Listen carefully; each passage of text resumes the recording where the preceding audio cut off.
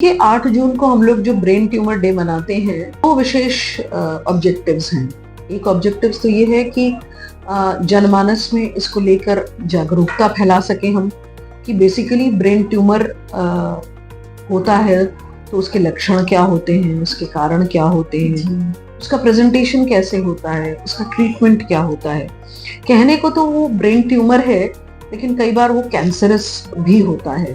तो उसको लेकर अगर जनमानस में अवेयरनेस होगी तो मर्ज जल्दी पकड़ में आएगा तो इलाज आसान हो जाएगा और मरीज को जीवन देना आसान हो जाता है। देखिए, ब्रेन ट्यूमर के लिए अगर मैं कहूँ आपकी सरल भाषा में, तो ब्रेन ट्यूमर या तो बेनाइन हो सकता है या मैलिग्नेंट हो सकता है। देखिए, बेनाइन और मैलिग्नेंट में ये अंतर होता है कि बेनाइन ट्यूमर जो है वो एक मिसनोमर है जो फैलता नहीं है, अपनी ही जगह पे रहता है ब्रेन में, जो नॉन कैंसरस होता है। वेयरएज जो मैलिग्नेंट ब्रेन ट्यूमर होता है वो फैलता भी है। अब फर्दर अगर मैं बात करूं मैलिग्नेंट ब्रेन ट्यूमर की, तो वो प्राइमरी ब्रेन ट्यूमर हो सकता है या सेकेंडरी ब्रेन ट्यूमर हो सकता है।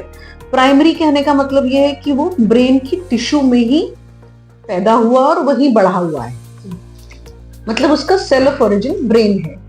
वेयरएज अगर मैं मैलिग्नेंट की बात, अगर मैं सेकेंडरी की बात करूं, तो सेकेंडरी में शरीर के किसी हिस्से में अगर कैंसर हुआ है, लाइक ब्रेस्ट में हुआ, लंग्स में हुआ,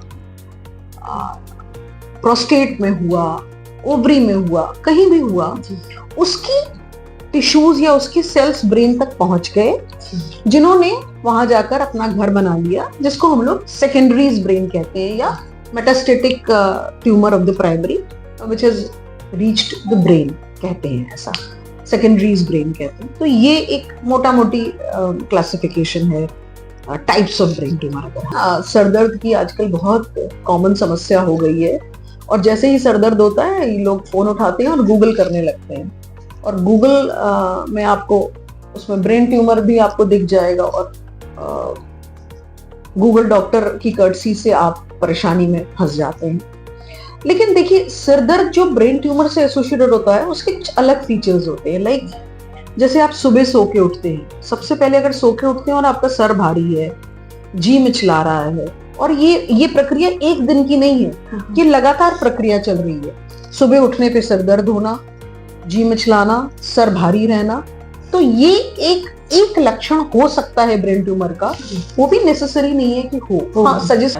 अच्छा, ब्रेन ट्यूमर है, अगर कोई भी ऐसी कंडीशन, जैसे आप झुक रहे हैं, पोजीशन चेंज कर रहे हैं, जिससे मस्तिष्क पे दबाव पड़ रहा है, तो आपका सिर दर्द करेगा और आपको उल्टी आएगी। सिर दर्द और उल्टी का जो कॉम्बिनेशन है वो सजेस्टिव हो सकता है ब्रेन ट्यूमर का। बाकी नींद ना आना, स्ट्रेस, लंबे लंबे समय तक फोन के सामने बैठना, लैपटॉप के सामने बैठना, ये सारे कारण हो जाते हैं सिर दर्द के। और टेंशन, स्ट्रेस, टेंशन, हेडेक बहुत कॉमन है।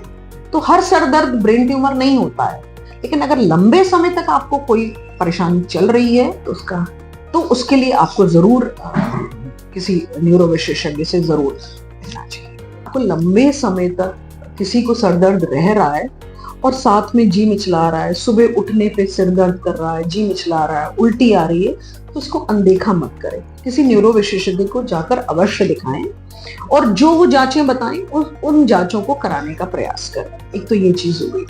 दूसरी चीज, अगर आपके घर परिवार, आसपास, समाज, सोसाइटी, मोहल्ला, कहीं भी किसी को अगर ब्रेन ट्यूमर हुआ है, तो एक हाथ बढ़ाएं, उसकी आवाज बने, उसकी मदद करने का प्रयास करें, क्योंकि कैंसर एक ऐसी विभीषिका है, ये केवल एक आदमी को नहीं खाती है, पूरे परिवार को खा जाती है। हम लोगों ने पनेशिया हॉस्पिटल में एक मुहिम स्टार्ट किया है कि हम हर दूसरे शनिवार को दोपहर में 2 से 5 फ्री ओपीडी करते हैं कैंसर की। तो अगर आपको कहीं कोई सलाह की आवश्यकता है, कहीं कोई हाथ पकड़ने की आवश्यकता है, तो हम आपकी मदद कर सकते हैं। बाकी समाज को भी आगे आना पड़ेगा।